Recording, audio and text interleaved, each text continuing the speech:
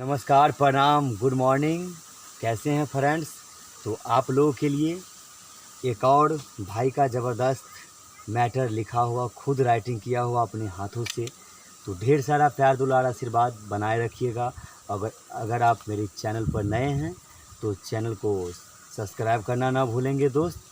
तो देखिए किस तरह से मैटर है। एक बहुत ही बोमबास, बहुत ही धांसू मैटर विजय चौहान जी का था, जिस गाने को शिल्पी राज ने गाया कि नदी बीच नैया डोले उसही मोरा सैया डोले। तो देखिए उसी तर्ज पर कैसे है भाई का एक और ज़बरदस्त बोमबास मैटर, कुछ अलग अंदाज में। आकी गमछा के बांध सैया जी, चले ले तूफान सैया जी, कोरबा में फान सैया जी, करे ले बिहान सैया जी, कोमला कलैया धरे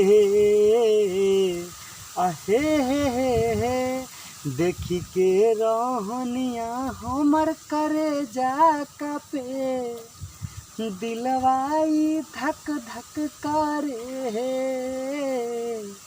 एक बार और देखिएगा कि गमछा के बांध सैया जी, चले ले तूफान सैया जी, कि कोरवा में फान सैया जी, करे ले बिहान सैया जी, कोमला कलैया धरे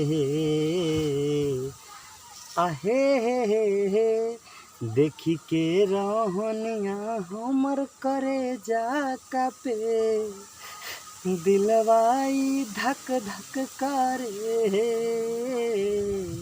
तो इसी तरह से है आगे अंतरा मुखरा सब तैयार है दोस्त। तो बिल्कुल कम खर्च में भाई से संपर्क करें एक बार। Love you. फिर मिलेंगे नेक्स्ट वीडियो में।